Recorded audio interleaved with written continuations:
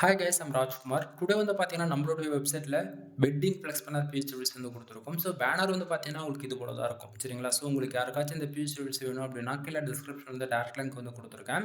அது வந்து பார்த்தீங்கன்னா, நம்மளுடைய வெப்சைட் லிங்க் தான். நம்மளோட வெப்சைட் நேம் வந்து பார்த்தீங்க அப்படின்னா, Kumaran network dot com. Official வெப்சைட்னு பார்த்தீங்கன்னா இதுதான். நம்மளது 2 வெப்சைட் இருக்கு. Kumaran network dot com and Kumaran network dot in. சரிங்களா?